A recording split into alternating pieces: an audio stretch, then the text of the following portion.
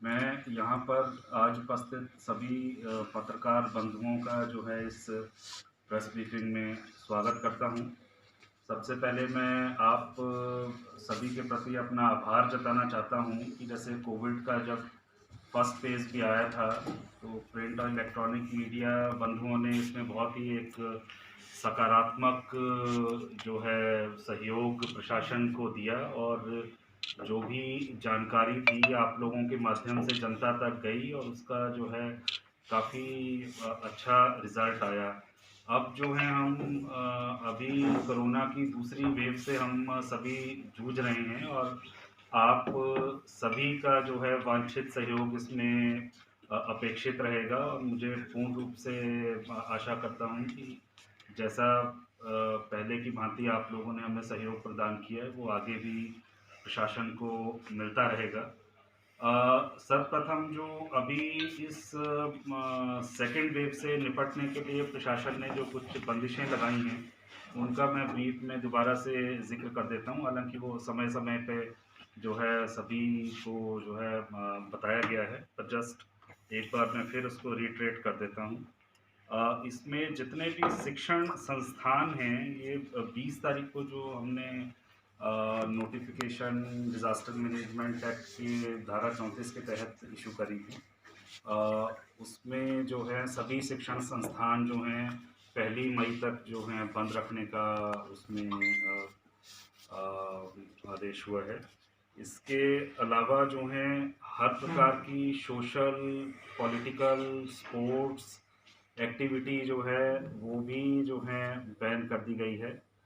सिर्फ विवाह समारोह और फ्यूनरल इन दो ही जो है कार्यक्रमों के लिए जो है प्रशासन की अनुमति जो है पूर्व अनुमति लेनी होगी और उसमें भी अधिकतम संख्या चाहे वो कोई भी स्थान हो, चाहे वो चार दीवारी के अंदर हो या बाहर ओपन में 50 से ज़्यादा लोगों की उसमें इजाज़त जो है नहीं दी जाएगी।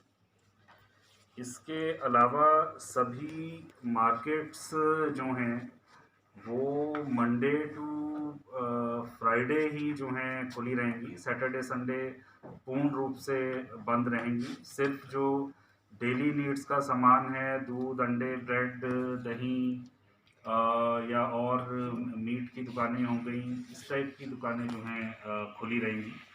बाकी जो हैं सिर्फ दुकानें सिर्फ मंडे टू फ्राइडे ही खुलेंगी। और मंडे टू फ्राइडे भी जो है इनकी ओपनिंग और क्लोजिंग टाइम भी जो है निर्धारित कर दिया गया है। सुबह 9 बजे से शाम 7 बजे तक ही जो है बाज़ार खुल पाएंगे। बाकी shopping malls, gym, swimming pools तो खैर यहाँ नहीं है, पर ये सभी इस प्रकार के जितने भी स्थल हैं वो पूर्ण रूप से बंद रहेंगे इस तरह। इसके अलावा जो है सरकारी दफ्तर भी जो हैं 50% कैपेसिटी के साथ ही स्टाफ आएगा उसमें, पर अगर जो डिपार्टमेंट्स डायरेक्टली कोविड के जो है नियंत्रण के लिए इन्वॉल्व हैं वो स्टाफ अपना ज़रूरत के हिसाब से और भी बुला सकते हैं। तो पर जो बहुतायत जो ऑफिसेज हैं वो जो हैं 50% कैपेसिटी के साथ ही काम करेंगे। जो इंटर स्टेट या इंट्रा स्टेट बसेज हैं इनमें भी 50% कैपेसिटी के साथ ही वो रन करेंगी। ये भी आदेश किए गए हैं।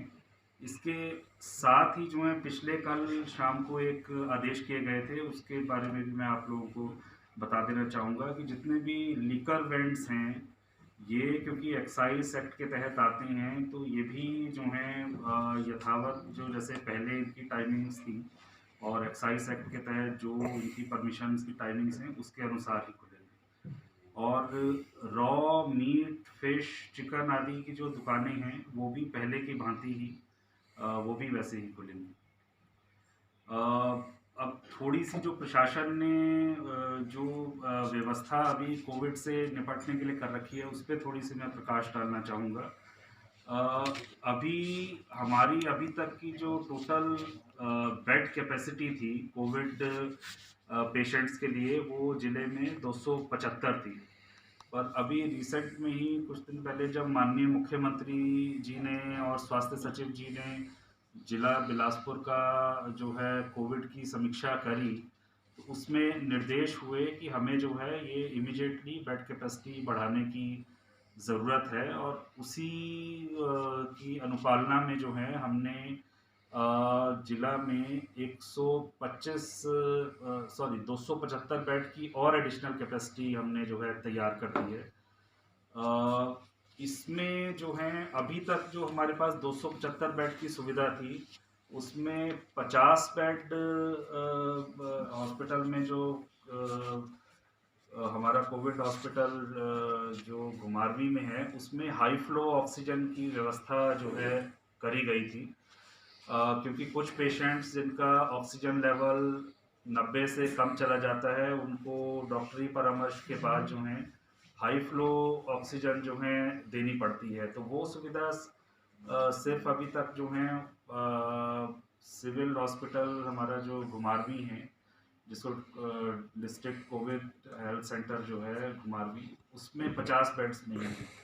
तो उसको अब हमने बढ़ाकर जो है 75 और बेड अब इसमें शामिल कर दिए गए हैं। तो 50 बेड तो जो हमारा बॉयज़ हॉस्टल है बिलासपुर का, उसमें हाई फ्लो ऑक्सीजन युक्त उसको करने के लिए बेड कैपेसिटी बढ़ाई गई है 50 बेड की, और 25 बेड हमने डिस्ट्रिक्ट आयुर्वेदिक हॉस्पिटल जो है उसमें जो है हाई फ्लो ऑक्सीजन युक्त बेड जो हैं वहाँ पे मुहैया कराएंगे। तो यहाँ मैं ये भी आप लोगों को बता देना चाहूँ कि जो हमारी अभी की व्यवस्था है, जो 50 बेड हमारे घुमारवी में है, उसमें भी पिछले कल सिर्फ 12 ही पेशेंट जो हैं उसमें थे। तो अभी तक जो पिछली कैपेसिटी है वही सेचुरेट नहीं हुई है, पर हम पूरा पुख्ता प्रबंध करना चाहते हैं कि अगर इस वेव में जिस तरीके का संक्रमण बाकी राज्यों में भी दिख रहा है और हमारे निकटवर्ती जो राज्य सीमाएं हैं उनमें भी दिख रहा है, तो अगर उसमें जो है अगर अभी की कंडीशन से इवन 3 4 5 गुना तक भी अगर ज़्यादा केसेस आते हैं, तब भी हम उनको संभालने में सक्षम रहें, तो उसके लिए जो है ये अतिरिक्त व्यवस्था करी गई। और ये अतिरिक्त व्यवस्था तभी हम प्रभाव में लाएंगे जब कोविड सेंटर जो हमारा घुमारवी का है उसमें 50 बेड सेचुरेट हो जाएंगे। उसका मुख्य उद्देश्य यही है कि हम अपनी मैन पावर जो है, क्योंकि हम अगर सभी चालू कर देंगे अभी, तो उसमें मैन पावर जो डॉक्टर्स और पैरामेडिकल स्टाफ है वो थोड़ा फिर बढ़ जाता है। तो अभी हम उनको जो है जहाँ अन्य ज़रूरत की जगह है वहाँ इस्तेमाल करना चाह रहे हैं। इसके अलावा जो हमारा डिस्ट्रिक्ट कोविड केयर सेंटर के अंतर्गत भी जो है हमारे पास लगभग 225 बेड की सुविधा थी। उसमें भी हमने 200 बेड और बढ़ा के अब जो है हमारा जवाहर नवोदय विद्यालय जो कोठीपुरा है, वहाँ लगभग 10 हॉस्टल हैं हमारे पास, और लगभग 500 पेशेंट्स हम वहाँ रख सकते हैं। पर फिलहाल हमने सिर्फ 4 हॉस्टल वहाँ के जो हैं अपने नियंत्रण में लिए हैं, और 200 बेड की सुविधा जो है हमने वहाँ भी मुहैया कराई हुई है। पर यहाँ मैं फिर आपको बता देना चाहूँ कि जो हमारा बिनौला का डिस्ट्रिक्ट कोविड केयर सेंटर है उसमें भी हालांकि 100 बेड की व्यवस्था वहाँ है, पर वो भी अभी जस्ट 50 के करीब पेशेंट्स ही हैं उधर। तो अभी वो भी सैचुरेट नहीं हुआ है। तो जब ऑलरेडी ये 225 बेड सैचुरेट हो जाएंगे, उसके बाद हम जो हैं जवाहर नवोदय विद्यालय कोठीपुरा में जहाँ हमने एडिशनल अब 200 बेड्स की कैपेसिटी करी है, तो वो तब हम यूज़ में लाएंगे, अभी एकदम यूज़ में नहीं लाएंगे उसको। रीज़न वही है कि हम डॉक्टर्स और पैरामेडिकल स्टाफ्स को जो है उनका रैशनली उनको यूटिलाइज करना चाहते हैं। सभी सेंटर एक बार खोल देंगे तो फिर डॉक्टर्स और पैरामेडिकल स्टाफ भी उसी प्रकार से फिर डिस्ट्रीब्यूट हो जाएगा, तो उसमें थोड़ा सा इशू रहेगा। इसके अतिरिक्त जो है अभी प्रदेश सरकार से भी दिशा निर्देश आए हैं कि जो होम आइसोलेशन जो है एक बहुत महत्वपूर्ण जो है कड़ी जो है कोविड से नियंत्रण में जो है निभा रहा है, क्योंकि बहुत कम लोग होते हैं जिनमें कोविड के सीवियर लक्षण आते हैं। बहुत मेजॉरिटी जो पेशेंट्स हैं वो या तो सिम्टोमेटिक होते हैं या माइल्ड सिम्टोमेटिक होते हैं, तो घर में बड़ी इजीली उनका जो है उपचार संभव है। तो मैं आप लोगों के माध्यम से यही सभी को अवगत कराना चाहूँगा कि इवन इफ कोविड पॉजिटिव आ भी जाते हैं तो घबराने की ज़रूरत नहीं है। मेडिकल जो स्टाफ है और डिपार्टमेंट वो पूरी तरीके से सजग है। जैसे भी कोई कोविड पेशेंट पॉजिटिव आता है, इमीडिएटली जो है उनको सूचित करने के साथ ही एक दवाइयों की पूरी जो है किट और उसको लेने की विधि, साथ में पल्स ऑक्सीमीटर जो है ये पेशेंट्स को दिया जा रहा है और उन्हें जो है पहले दिन जो है उसको लेने की विधि और वो भी समझाया जाता है कि कैसे कैसे कब कब दवाई लेनी है। साथ ही में हर पेशेंट को मैपिंग एक डॉक्टर के साथ करी गई है। वहाँ हेल्थ वर्कर के साथ तो मैपिंग करी गई है, साथ में उस पेशेंट की डॉक्टर के साथ भी मैपिंग करी गई है। तो अगर कोई भी पेशेंट को कोई अन्य सुझाव लेना हो या अपनी हेल्थ के बारे में डिस्कस करना हो तो वो उन डॉक्टर से जो है संपर्क कर सकता है।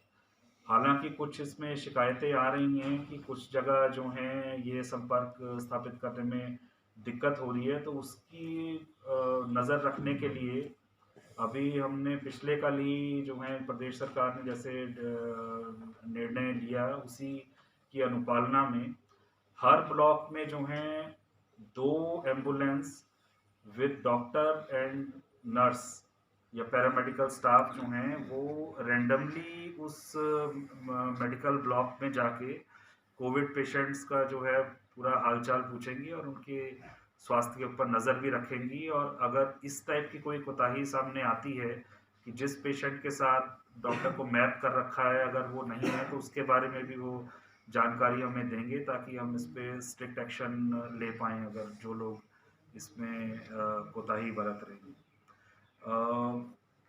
इसके साथ ही जो कोविड की एसओपीज़ की अनुपालना है, वो भी एक बहुत ज़रूरी जो है कदम है इस कोविड से निपटने के लिए। तो इन जो भी दिशा निर्देश हो रहे हैं, इनकी कड़ाई से अनुपालना करने के लिए पूरे जिला को हमने 16 सेक्टर्स में बाँटा हुआ है।